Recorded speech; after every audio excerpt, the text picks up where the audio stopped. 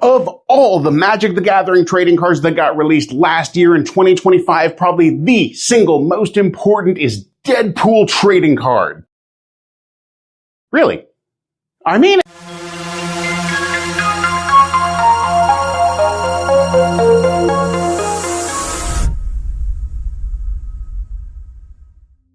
As one of the many examples of Magic the Gathering's cross-promotional, corporate synergistic vert-lateral exercises in combining IPs across different brands called Universes Beyond, Deadpool was one of the rare and much-needed successes from the standpoint of fan acceptance. There are a lot of factors that helped Wade Wilson win over the crossover-fatigued MTG fanbase, from the actually worth the price tag, oops, all playable secret layer that he debuted in, to the super clever April 1st surprise release date, nudging everyone not to take this too seriously, to the superb design of Deadpool himself, a super unique, chin-stroking piece of interaction that's basically begging for Commander brewers to find a way to break it. But I think one of the most overlooked and crucial aspects to the Merc with the Mouth success is how easy it is to buy into the kayfabe of Deadpool in the Magic the Gathering universe. Not that I see Deadpool making a canonical cameo even in MTG's wackiest sets, but I could 1000% envision a Deadpool comic where he crossed the Blind Eternities into Dominaria and started mucking the whole place up.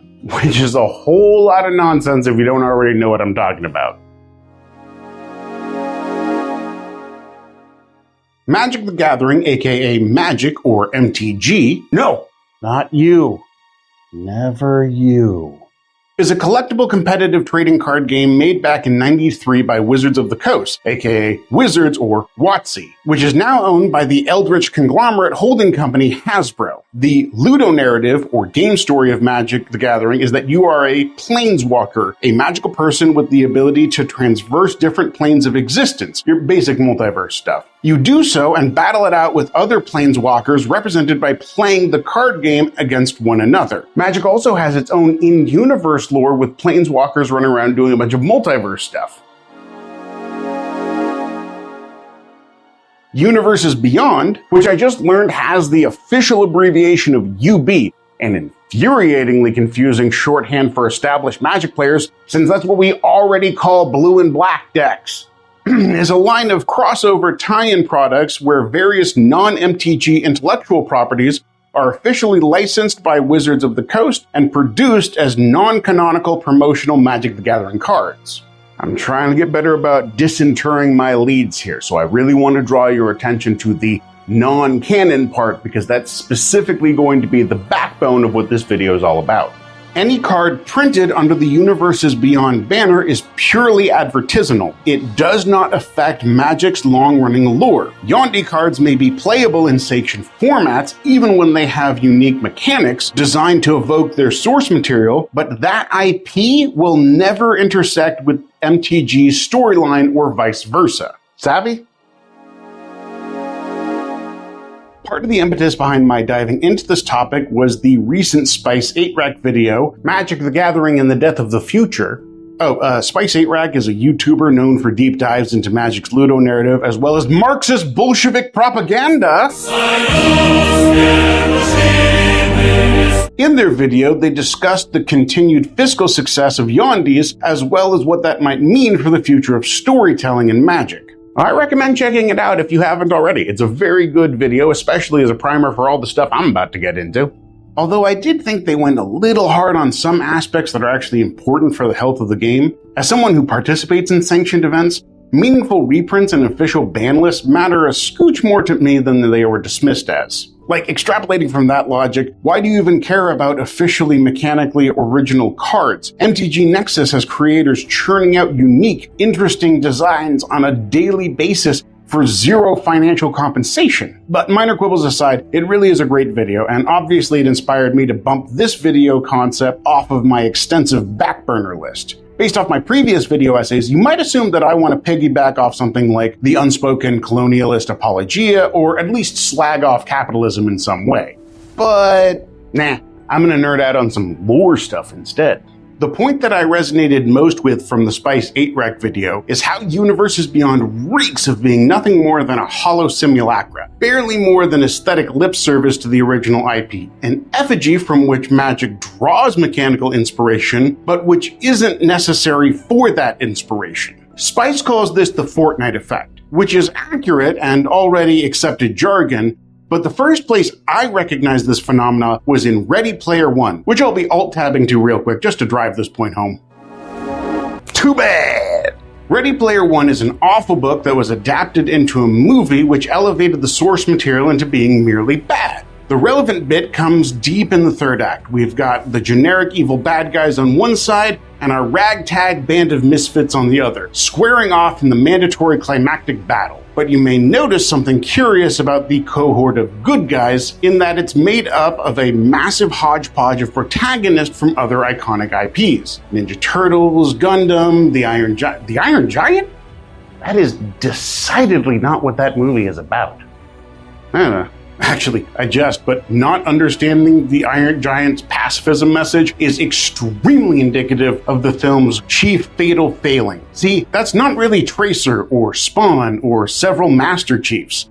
They're just gamers. Ready Player One revolves around a hyper-immersive video game, and these are just players wearing the trademark characters like digital skins. They're cosplayers. No, sorry, that's incredibly disrespectful to cosplayers who actually put artistry into their practice. These nobodies in Ready Player One just bought the costume so their avatars could play dress-up. And I'm being extremely deliberate in calling them nobodies. Every ultra-recognizable face in that battle is literally a nameless extra with the exact amount of screen time as is focus group dictated. Even Space Jam 2 did a better job of juggling its deluge of cameos.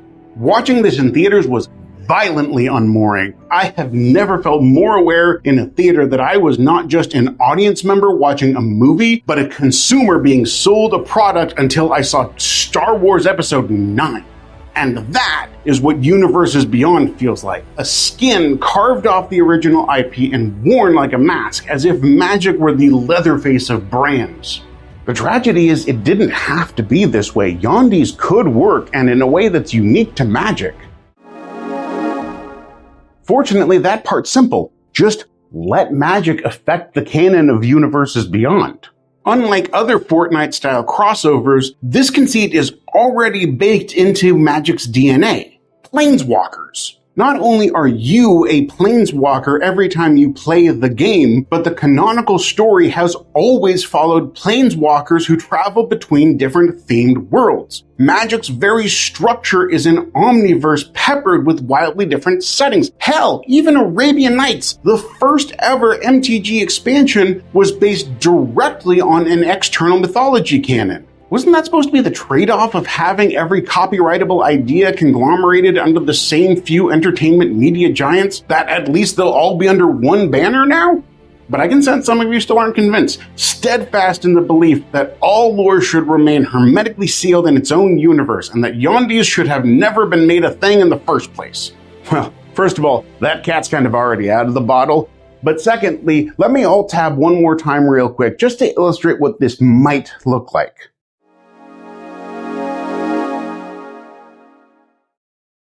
I was in contention. Before we begin, let me preempt a common guess. The MCU might be the urtext for the crossover media, but there is another franchise that predates it and is also a video game series, making it possible for us to examine the ludonarrative implications. That series is Kingdom Hearts. I know. Kingdom Hearts is not what one would call well-written. Kingdom Hearts is not what one would call well. Say, fellas, did somebody mention the door to darkness? No. Shion. Who else will I have ice cream with? Because I'm you. No, I'm me. I'm me, he says. I remember you exceedingly well. Although, it's those memories I'd soon erase. I don't know what you're saying. I wish I could be in a video game. I don't understand what's going on.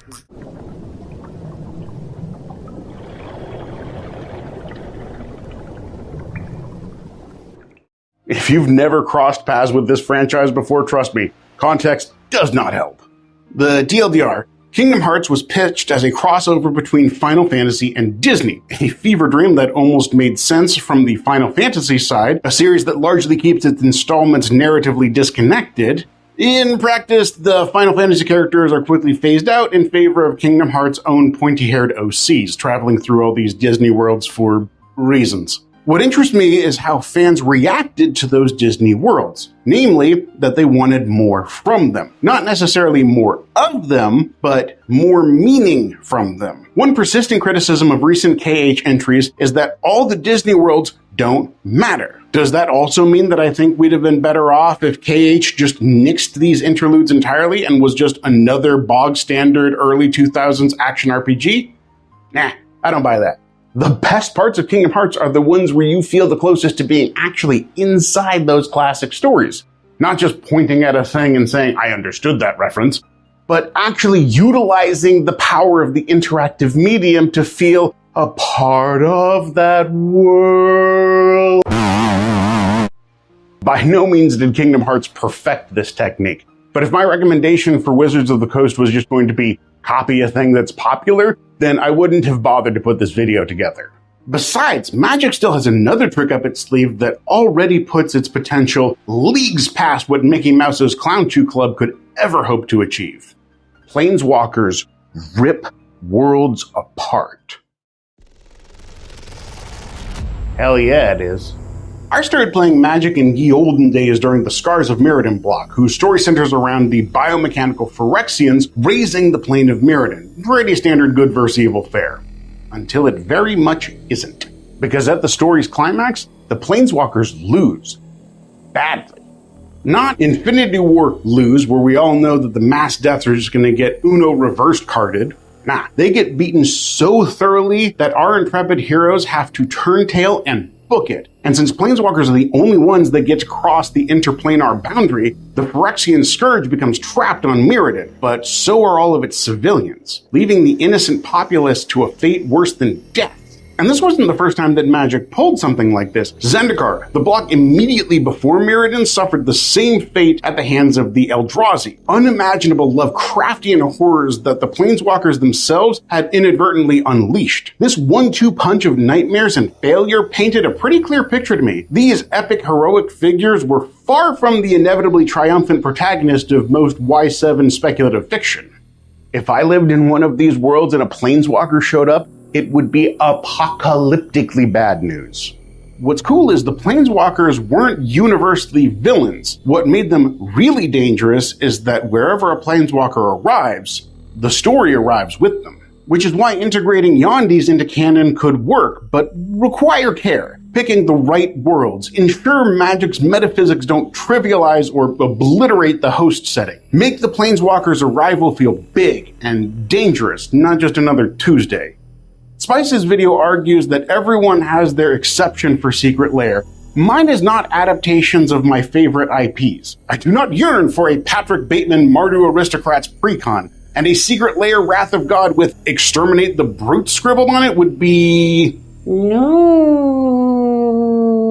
So instead of rifling through every possible story in human history, let's look at a couple of the Yondies that we've actually seen and rate how compatible they would be with MTG canon if my idea came to fruition. Originally, I was going to do every single one of these universes beyond, but they keep announcing a new one every goddamn time I blink, and I'd like to sleep at some point, so I narrowed it down to just a couple.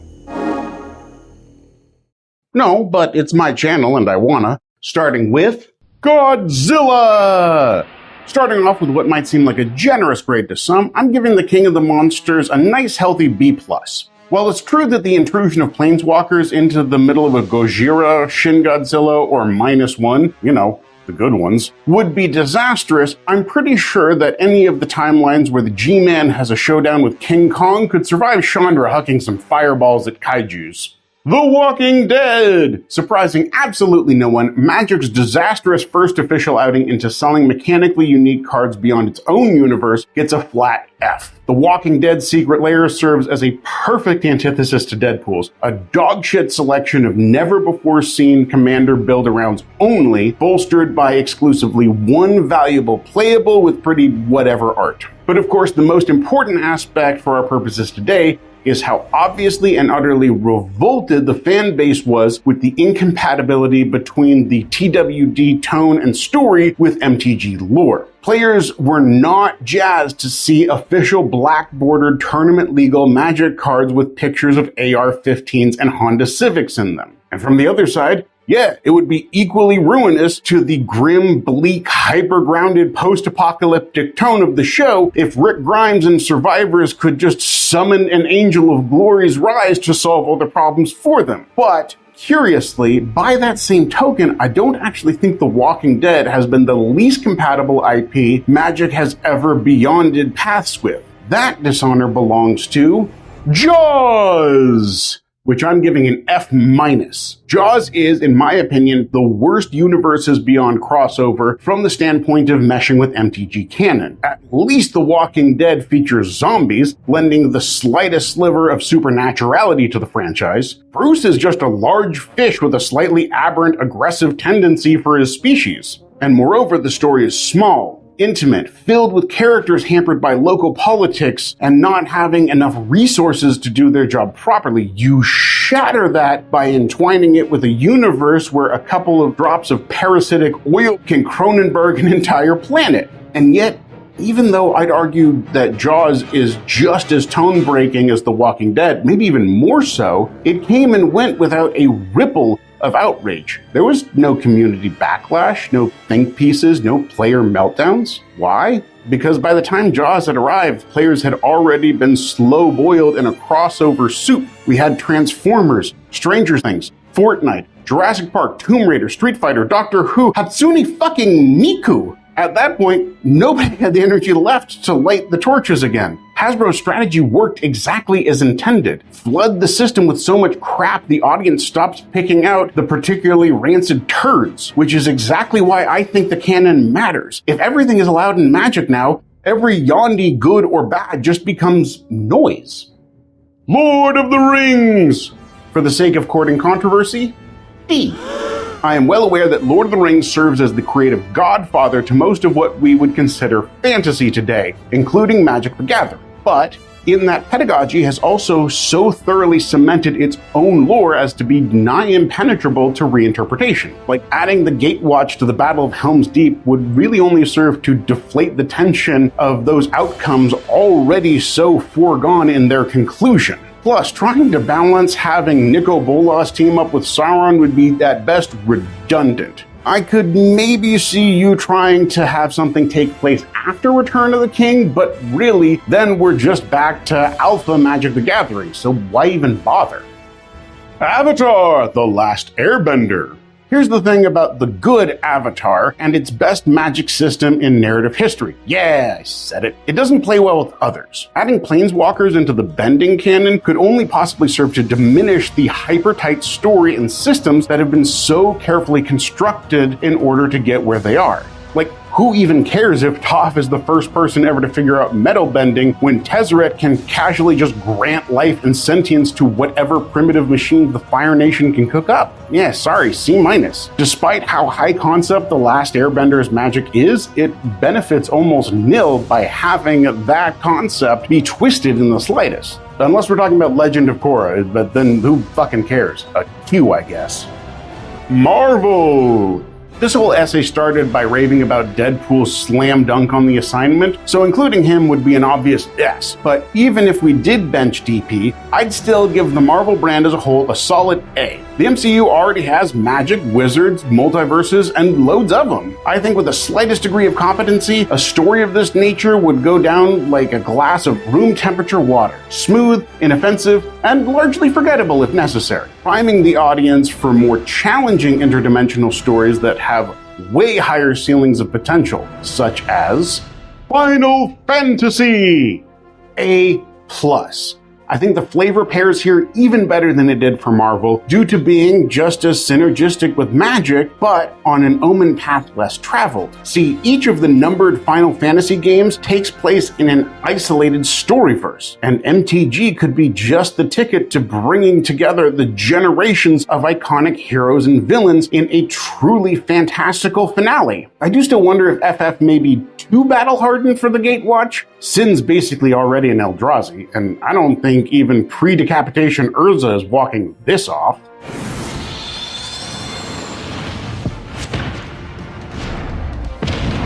So yeah, an in-canon Final Fantasy crossover could paint a bright and harrowing picture for the future of Magic the Gathering storytelling. But I still don't think it's the absolute best pick. My Little Pony. S. Yes! To address the blatant discrepancy, obviously, MTG and MLP are two very different products, but I don't think they're nearly as incompatible as it might seem on first blush. To start with, they're both very high fantasy settings with rather forgiving rules. A wizard did it. I see, alright, yeah. Handwaves aside, My Little Pony has already demonstrated its ability to transition into action set pieces through things like the pony's showdown with the nefarious Discord. And yeah, I'm basing all of this on the Friendship is Magic era because that's the only one that most people have heard of. But the part of Equestria that bristles with opportunity is Equestria itself. The MCU already counterspelled one apocalypse, and Xanarkand failed to leave up enough blue mana to stop the end of their days. But Equestria? Fresh, untrodden pasture. I don't even need to fanfic out a plot. Absolutely any planeswalker arriving in this pastel paradise and either being or bringing any threat from the Dominarian multiverse will ravage the land in its wake, an eternal scar upon this once pristine vista, and a brutal hint to the horror that may be revisited upon any future worlds unlucky enough to get noticed. Plus, come on. My Little Pony, Friendship is Magic the Gathering, the marketing writes itself. I do not. IPs like My Little Pony or Transformers, brands that Hasbro already owns, might have a slightly better chance of getting the canonical treatment, but I ain't holding my breath. What's probably most indicative is that there's just no incentive for them to do this, not fiscally anyway. If Wizards of the Coast Incorporated, a subsidiary of Hasbro Incorporated's Magic the Gathering registered trademark, is going to take inspiration from any of the Yondies, it's gonna be when they crossed over with Fortnite. It's just a lot easier and a lot less risky to churn out an endless conveyor of Funko Pops, no matter how soulless the endeavor may be. As long as Universes Beyond remains profitable, there's no reason for corporations to change it. Huh. Looks like I did end up slagging off capitalism after all. I tried so hard. You're still here? I don't know. I don't know. Seize the means of production, I guess? As flippant as it sounds, it's true. These are corporate toys. We're paying for the privilege of being told how to play with them. And don't tell Hasbro I told you this, but Paper Magic has a built-in jailbreak. If you think Wizards isn't printing the cards you want, you can just make them yourself. There are tons of fan-run DIY Magic card generators online, and AI art tools, ethics notwithstanding, remove the barrier of even generating hundreds of images for a personal microset. I name-dropped MTG Nexus at the top of the show, and I really have to shout them out again as a rapturously neat site for user-generated content. While I can't speak for the community as a whole, if I got a message from a total stranger saying that they'd rule zeroed one of my designs into their commander pod, that would make my decade as far as Magic the Gathering is concerned. Yes, corporations own these IPs, but that's nowhere near the same as owning our imaginations. And they're not exactly batting 1,000 at controlling their own fan bases either. Remember a couple of years ago when video game companies tried to DMCA Let's Plays out of existence? Gamers flipped that flop so hard that nowadays it's a bad sign if a new release isn't courting creators as part of their marketing. That wasn't a fluke. That was power, and it was hours. The whole point of talking in trapezoids is to keep that power in circulation, not to sanctify what Wizard says as real magic, but to continue the dialogue long after a piece of art is quote-unquote finished. And if you find joy in participating in that dialogue, whether that inspiration comes from officially printed cards or your own fan-made Yondies, well, in the end, it doesn't even matter.